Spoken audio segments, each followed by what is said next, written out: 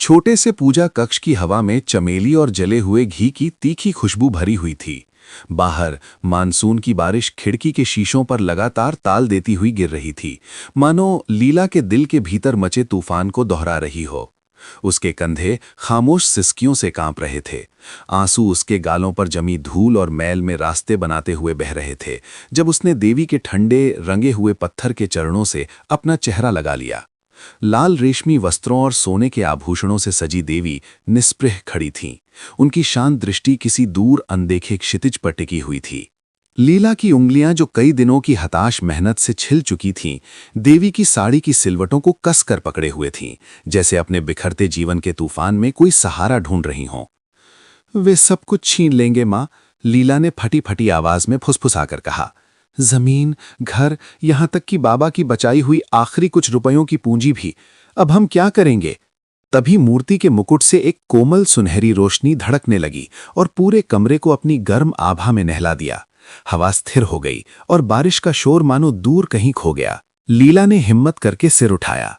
आंसुओं से भरी आंखें देवी की आंखों से मिली। चित्रित होठों पर एक हल्की सी मुस्कान उभरी, पुरातन भी और सब कुछ जानने वाली भी।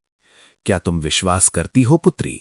वो आवाज मंदिर की घंटियों जितनी गूंजदार और धरती जितनी गहरी थी।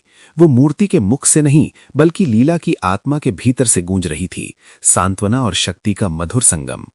लीला की सांस अटक गई। मैंने हमेशा विश्वास किया है मां, लेकिन साहूकार, उसे कोई दया नहीं। वो हमारी प्रार्थनाओं पर हंसता है। दया देना उसका अधिकार नहीं है, आवाज अडिग रही। वो तुम्हारा अधिकार है, उसे पाने का। बताओ लीला, तुम्हारे हृदय में कौन सी शक्ति बसती है? इन आंसुओं के नीचे कौन सी आग जल रही है? लीला ने हाथ की पिश्त से अपनी आंखें पोंछीं। उसके भीतर कहीं विरोध की एक हल्की सी चिंगारी सुलग उठी। मेरे पास कुछ भी नहीं बचा मां, सिर्फ ये डर। डर तो एक परछाई है, देवी की वाणी बहती हुई आई। उस रोशनी की जिसे तुम स्वयं नकार रही हो। तुम्हारे भीतर पीढ़ियों की शक्ति है। तुम्हारी दादी ने सूखे से लड़ाई लड़ी थी। तुम्हारी मां ने तुम्हें साहस के गीतों के साथ पाला था। क्या तुम्हें उनकी रगों का लहू याद नहीं? लीला के भीतर एक नई गर्माहट फैल गई, दिए की लौ से नहीं बल्कि उसके सीने की गहराई से। उसकी दादी का चेहरा उसकी आंखों के सामने उभरा, बुढ़ापे में भी सीधी खड़ी, अडिग।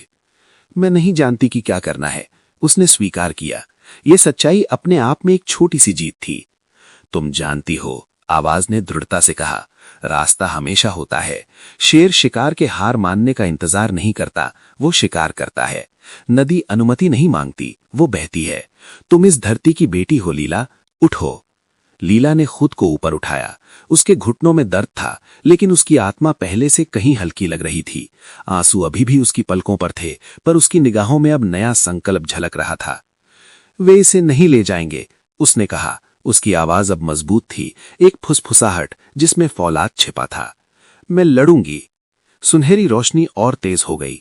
देवी की मुस्कान और चौड़ी प्रतीत हुई। उनकी आंखों में प्राचीन शक्ति की चमक थी। तो जाओ मेरी पुत्री, जिस शक्ति को तुम ढूंढ रही थी वो हमेशा तुम्हारे भीतर ही थी, बस तुम्हारी पुकार की प्रतीक्षा कर रही थी। लीला ने मुड़कर भारी लकड़ी का दरवाजा खोला। बारिश अभी भी गिर रही थी, लेकिन बाहर की दुनिया अब उतनी भयावह नहीं लग रही थी। जो रास्ता कुछ पल पहले दिखाई नहीं दे रहा था, वो अब उसके सामने फैला हुआ था, एक हल्की आंतरिक रोशनी से प्रकाशित। लड़ाई अभी शुरू हुई थी। तो दोस्तों, आपको ये कहानी कैसी लगी कमेंट में बताना और चैनल को सब्सक्राइब कर लो। दोस्तों, आपने भी अगर कोई स्टोरी लिखे हो तो कमेंट में बता सकते हो। हम अगली बार आपकी स्टोरी लेके आऊंगा आपके नाम के साथ।